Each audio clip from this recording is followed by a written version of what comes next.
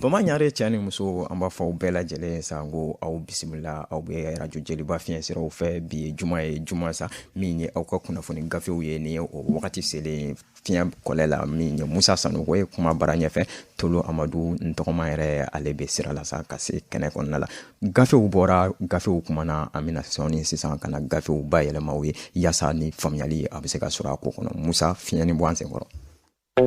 Joliba FM Bi kunnafoni gafew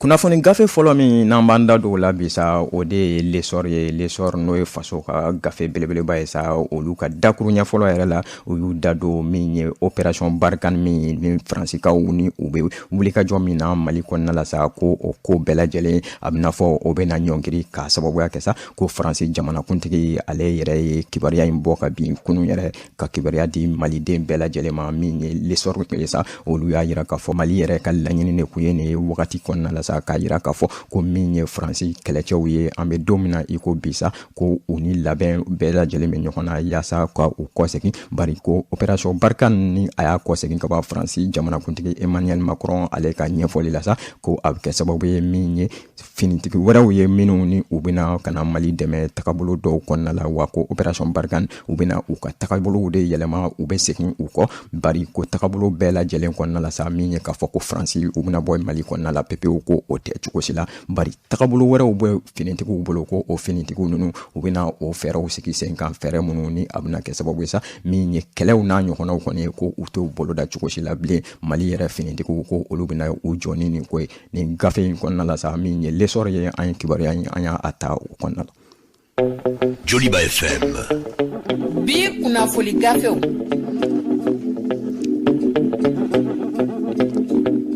kunnafoni gafew okumu kɔnɔna la sa min ye Soir de Bamako ye ale fana kumana Soir de Bamako y'a yira k'a fɔ ko baarakɛlaw ka jɛkulu min n'o bɛ Mali kɔnɔna la n'an ko ko UNTM sa ko ale ni jamana ɲɛmaaw n'o ye gouvernement ye sa ko u bɛ wuli ka jɔ la u kan ka lajɛ dɔ sigi ɲɔgɔn fɛ ko yaasa ka faamuyali sɔrɔ kow la jamana yɛrɛ minisiri ɲɛmaa fɔlɔ ni o ye Choguel Kokala Mayiga ye sa Soir de Bamako maaw ka fɔ la sa ko ale yɛrɛ ka laɲini de ye nin ye depuis ni a sigira k'a fɔ ko a kɛra jamana minisiri gale sa n'o ye premier ministre ko Choguel Kokala Mayiga an bɛ don min na i ko bi ani wulikajɔw bɛ ɲɔgɔn na sa ka se ka maa caman ka olu bisimila ka maaw hakilinataw lamɛn o hukumu de kɔnɔna la sa min ye UNTM maaw ye sa ko a y'u wele ka u hakilinataw lamɛn wa k'a y'a yira sa k'a fɔ ko don nataw kɔnɔna la cogo bɛɛ lajɛlen na sa a bɛna gouvernement min sigi sen kan ko kumakanw bɛna di u ma u ni jamana baarakɛlaw ka jɛkuluba n'o ye UNTM ye sa u ka jɛ k'u tɛgɛ di ɲɔgɔn ma ka baara kɛ ɲɔgɔn fɛ ko wa o baara bɛɛ lajɛlen kɔnɔna la sa min ye UNTM ɲɛmɔgɔw ye olu y'a yira k'a fɔ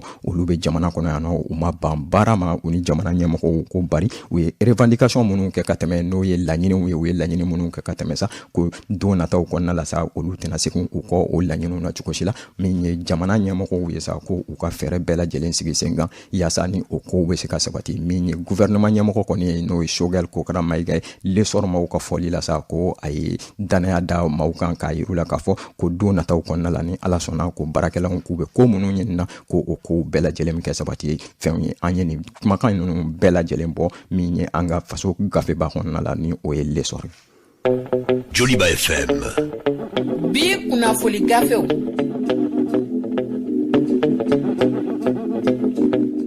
kunnafoni gafew okumu kɔnɔna la sa n'an bɔra lesɔr ka fɔli la an bɛ taa an yɛrɛ sɔrɔ min ye eko ye eko olu fana kumana eko y'a yira sa k'a fɔ ko waleya dɔ ko o bolo dalen an bɛ don min na i ko bi farabugu tɛmɛlen kɔfɛ sa ko gɛlɛyaba ko o tan bɛɛ i n'a fɔ eko mɔgɔw u y'a fɔ cogoya min na sa k'a bɛ wagatinin bɔ ko gɛlɛya wɛrɛw bolo dalen don maajuguw fɛ maajugu minnu n'an ko jihadisiw ko Mali fan caman na farabugu tɛmɛlen kɔfɛ k'a kana kɛ maaw kɔnɔ k'a fɔ ko farabugu dɔrɔn don wa k'an bɛ don min na i ko bi sa ko kabini mɛ kalo tile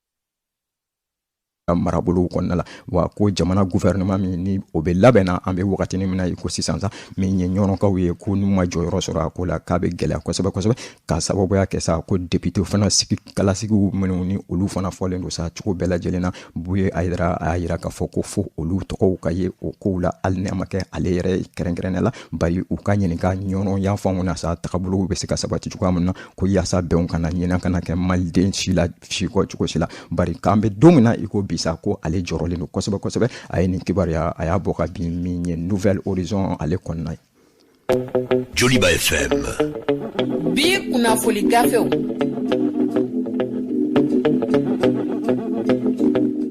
N'an bɔra yen nɔ an bɛ taa indicateur du renouveau kɔnɔna la sa indicateur du renouveau olu kɛmɛ ka u da don min ye parlement panafricain des femmes o ye musow ka jɛkulu min ni o sigilen don ka kuma musow tɔgɔ la farafinna mara kɔnɔna la sa an b'a yira k'a fɔ don tɛmɛnlenw kɔnɔna la yan nɔ gafew k'u y'a yira k'a fɔ ko maliden dɔ bɛ yen nɔ sa min ni ale k'u ye a kan bɔ nin ko bɛɛ lajɛlen na bari ko gɛlɛya caman ko o yira a ko la o hakilina de la sa min ye indicateur du renouveau ye sa o y'u da don nin ko la ka se ka ɲɛfɔli kɛ maaw ye u y'a yira k'a fɔ ko maliden min ni ale k'u kɛnbɛ k'a kan bɔ nin ko la sa n'o ye madame Aïdara Aïssata Sise ni bɛɛ lajɛlen ko a ma ko château k'a y'a yira sa indicateur de renouveau kɔnɔna la k'a fɔ ko mɔgɔw k'a faamu k'a fɔ gɛlɛya min ni o wulila nin ko la fo ka taa se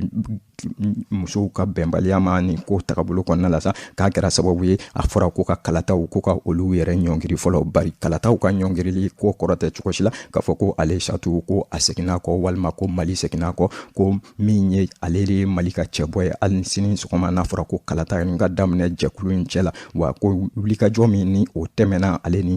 Afrique du Sud représentant ni ɲɔgɔn cɛ sa ko maa kana o kalaturu o ko la kosɛbɛ kosɛbɛ k'an ka bila an kunna dɔrɔn k'a fɔ ko min ye ale château ye a bɛna Mali de jɔyɔrɔ fa kosɛbɛ kosɛbɛ wa o hakilina kelen in na sa k'a b'a ɲini jamana kɔnɔ den bɛɛ lajɛlen fɛ sa bɛɛ lajɛlen ka jɛ k'i tɛgɛ di ɲɔgɔn ma min ye ka se ka ale ka nin cɛ candidature in sa ni a ye Mali cɛbɔ mun ye ko ka a dɛmɛ o ko kɔnɔna la a y'a fɔ indicateur de renouveau maaw olu ka gafe dɔ kɔnɔna la sa Awa Sogodogo ale ka ɲinili don. Joliba FM. Bi kunafoli gafew.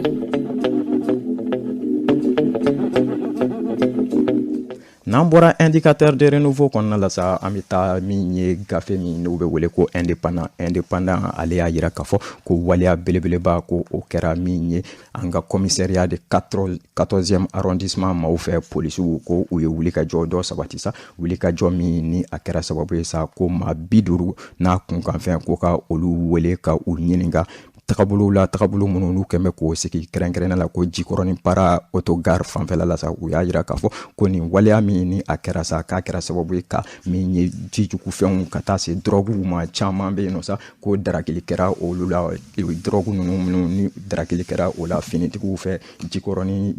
place ɲina yen nɔ sa k'a kɛra sababu ye sa u ka min ye place yɛrɛ ɲɛmɔgɔw ka olu wele k'u ɲininka u hakilinaw la tagabolo minnu ni o yera a ko kɔnɔna la wa k'u ka maaw hakili lajigi sa ko min ye chambre indien ko o carton 50 ani o carton 25 ko o yera a ko kɔnɔna la wa ko min ye drogue wɛrɛw ye cogoya wɛrɛw la sa ko olu yera nin yɔrɔ ninnu na ko fo ka taa se maramafɛn juguw ma ko o hakilina la sa min ye finitigiw ye olu y'a yira sa 14e arrondissement maaw k'a fɔ ko don nataw kɔnɔna la halisa u bɛna wulikajɔ bonya jama lajɛ o bɛ kɛla yɔrɔ minnu na i n'a fɔ autogare ninnu n'a ɲɔgɔnnaw sa ko waleyaw ka kɛ a kɔnɔna la waleya minnu ni sɔn kɛn bɛ a ma waleya minnu ni sɔn kɛlen tɛ a ma sa cogo bɛɛ lajɛlen na sa ko finitigiw ko ko u bɛna fɛɛrɛ ɲini o ko la an ye nin kibaruya an y'a bɔ indépendant kɔnɔna la an ka aw bonya b'a la. Joliba FM. Bi kunafoli gafew.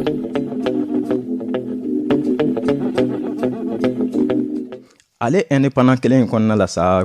gɔri sigin bɛ min ye banaba kɔɲɔ ko ani banaba denguli ko k'an bɛ don min na i ko bi sa min ye jamana ɲɛmɔgɔw ye k'u y'a yira sa k'a fɔ jɛ ka baara min ni o tun bɛ banaba ni tagabolow kɔnɔna la sa k'u ka a ɲɔngiri an bɛ don min na i ko bi fɔlɔ o waleya bɛɛ lajɛlen k'a kɛra sababu ye sa min ko dɔ senfɛ ko min ni a kɛra banaba yɛrɛ u ka sigida dɔ la n'o y'u ka commune rurale dɔ ye min n'a bɛ wele ko Kimba kɔnɔna la sa ale yɛrɛ ni banaba cɛ ko kilomɛtiri 15 kɔnɔna la wa ko waleya minnu ko n'a kɛra la ko damatɛmɛ waleya dɔw kɔɲɔ dɔw senfɛ sa k'a kɛra sababu ye kɔɲɔmuso dɔw yɛrɛ ko olu jogina o joginen minnu ni o kɛra a ko kɔnɔna la sa k'o de sababu la min ye jamana ɲɛmɔgɔw ye u y'a yira k'a fɔ ko min ye mariage collectif ninnu ye sa n'o ye ka jɛ ka kɔɲɔ ninnu boloda ɲɔgɔn fɛ walima ka jɛ ka denguli ninnu boloda ɲɔgɔn fɛ o min ni o tun bɛ ka kɛ banaba mara kɔnɔna la wagati jan kɔnɔna la sa k'an bɛ don min na i ko bi jamana ɲɛmɔgɔw y'a ɲini sa ko ka o kow bɛɛ lajɛlen ɲɔngiri fɔlɔ an ye kibaruya an y'a bɔ indépendant kɔnɔ. Joliba FM. Bi kunafoli gafew.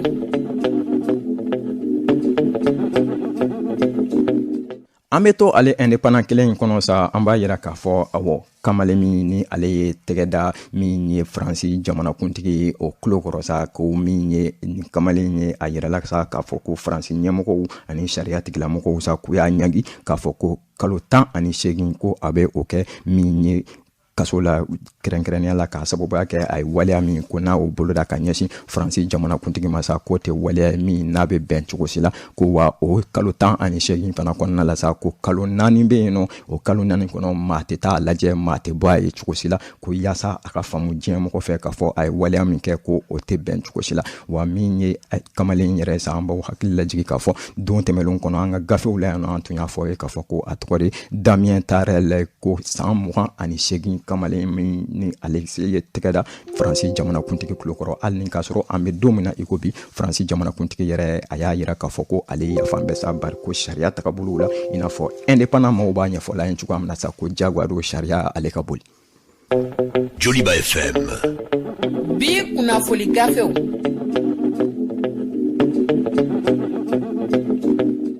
N'an bɔra indépendant kɔnɔna la sa, an bɛ taa an yɛrɛ sɔrɔ min ye Soir de Bamako. Soir de Bamako ale fana bɛ kuma la ni wagati in na, min ye UNTM ale ni jamana ɲɛmɔgɔw olu ka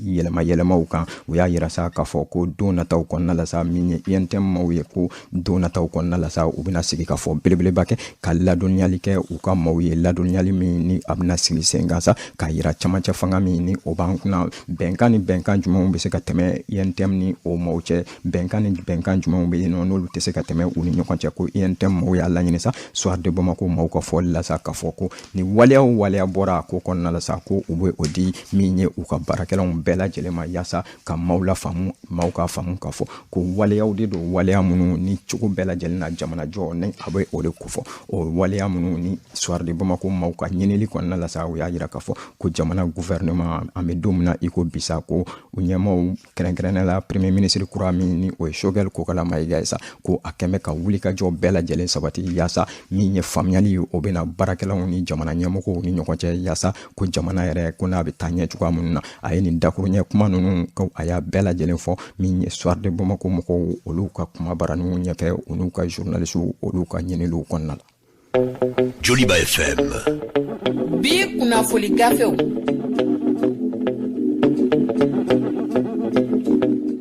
Kunnafoni gafe min ni an bɛ an tɛnku o la ni wagati in kɔnɔna la sa o ye Eko ye, les Eko olu welewele olu fana kɛmɛ ka kumakan wɛrɛw fɔ ni wagati in kɔnɔna la sa u y'a yira k'a fɔ ko min ye Goodluck Jonathan ni ale médiateur ye CEDEAO kɔnɔna la sa ko maa bɛ se ka i yɛrɛ ɲininka ni k'a sɔrɔ a ka taga ni ka segin ninnu minnu n'a y'o kɛ Mali kɔnɔna la sa ko n'o ma kɛ sababu yɛrɛ sa Goodluck Jonathan a yɛrɛ ani Mali ka kɛ i n'a fɔ teri. Kunnafoni min ni o fɔra olu fɛ sa u y'a yira k'a fɔ les Eko maaw ko o laɲini tɛ dɔwɛrɛ sa k'u ye Goodluck Jonathan a yɛrɛ selen Mali kɔnɔna la yan nɔ sa k'u ye kuma barani tɛnkun a la k'a ɲininka a ka taga ni ka segin ninnu na, k'a y'a yira sa k'a fɔ ko depuis n'ale ye médiateur ya daminɛ Mali fanfɛla la sa a ye wuli ka jɔ caman kɛ, taga ni ka segin caman kɛ Mali kɔnɔna la ko bari a ka taga ni ka segin o taga ni ka segin i n'a fɔ u y'a yira cogoya minnu na sa ko a ka taga ni ka segin o taga ni ka segin ko a b'a jateminɛ k'a fɔ a ye baara minnu kɛ ko faamuyaliba ka sɔrɔ o kɔnɔna la Mali la ko o kɛra sababu ye sa min ye ale Goodluck Jonathan ye sa ka a nisɔndiya kosɛbɛ kosɛbɛ. Wa les Eko maaw ka fɔ la sa k'a ko taga ɲɛ ko o b'a ka sabati min ye camancɛ fanga maaw olu ni bɛɛ lajɛlen ni ɲɔgɔn cɛ, wa ko don nataw kɔnɔna la n'an tora tan sa ko siga t'a la k'a fɔ bɛɛ ni kɛlɛya min ni malidenw n'u b'o ɲinina ko o bɛ sɔrɔ. Les Eko maaw ka fɔli la ko Goodluck Jonathan yɛrɛ y'a fɔ sa ko don nataw kɔnɔna la sa ko u yɛrɛ bɛna fɛɛrɛ sugu bɛɛ lajɛlen sigi CEDEAO kɔnɔna la sa yaasa ni faamuya ni o bɛ sɔrɔ camancɛ fanga olu ka tagabolo la. Ale nalen k'a ye ɲininkali caman kɛ, a ye ɲinili caman kɛ, o yɛrɛ kɛra sababu ye sa ko min ye civiliw olu ka premier ministre ya o ka sɔrɔ a ko kɔnɔna la min ye an bɛ don min na i ko bi Goodluck Jonathan a ko a dalen fana b'a la k'a fɔ ko gouvernement min ni a bɛna sigi sa ka consensus gouvernement don a bɛna kɛ bɛn gouvernement ye bɛɛ lajɛlen bɛna ɲininka a la ko ka da kan a yɛrɛ ɲɛna yan nɔ ko ɲininkaliw ko olu daminɛna Goodluck Jonathan ko kunnafoni dilaw masa ko a bɛ mun fɔ kunnafoni dilaw fana ye sa ko bɛɛ lajɛlen jɔyɔrɔ bɛ jamana jɔ la wa don nataw kɔnɔna la kunnafoni dilaw k'u ka kunnafoniw lajɛ u ka kunnafoniw fɛsɛfɛsɛ fɛn minnu kan ka fɔ o ka fɔ minnu bɛ yen nɔ sa ko kunnafoni bɛɛ tɛ ɲini fɛn kunnafoni bɛɛ tɛ fɔ fɛn i n'a fɔ Goodluck Jonathan a y'a fɔ kunnafoni dilaw ye cogo min les échos maaw an ye kibaruya ye an y'a bɔ o kɔnɔ. Joliba FM. Bi kunnafoni gafew.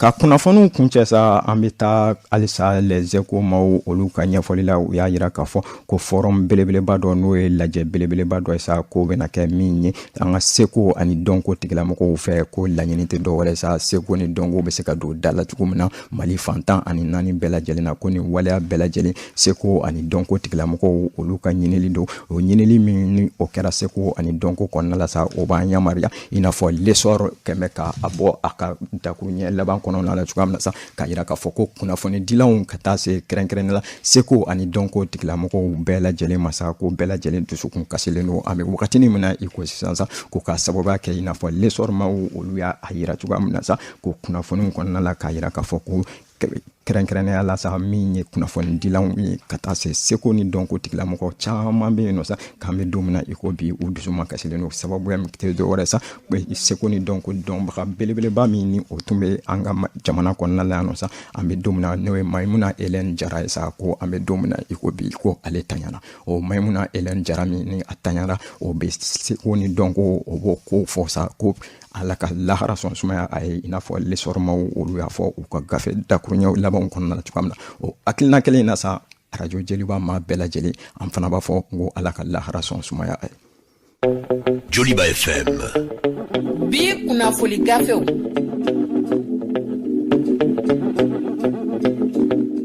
Nin bɛ dansiri an ka bi kunnafoni gafew la kunnafoni gafe minnu ni olu bɔra laɲini tɛ dɔwɛrɛ sa ka se ka u bayɛlɛma aw ye to dun kana yaasa n'aw bɛ faamuyali sɔrɔ a ko kɔnɔna la aw ni maa minnu tun bɛ ɲɔgɔn fɛ kunnafoni gafew hukumu kɔnɔna la sa Musa Sanogo fiɲɛ bara kuma bara ɲɛfɛ Tolo Amadu baara bɛɛ lajɛlen kɔlɔsili n tɔgɔma Amadu Jalo ale tun bɛ kɔlɔsiliw la bi an b'a fɔ ɲɔgɔn ye sa n ko k'an bɛn ni ala m'an ka jɔnya jɔ an na ni gafe wɛrɛw bɔra don nataw kɔnɔna la an bɛ se aw ma k'u la a bɛ se aw ma bari a ye to sɔgɔlen aw ko arajo man di la aw ni ce arajo Joliba ka kunnafoni gafew lamɛnli la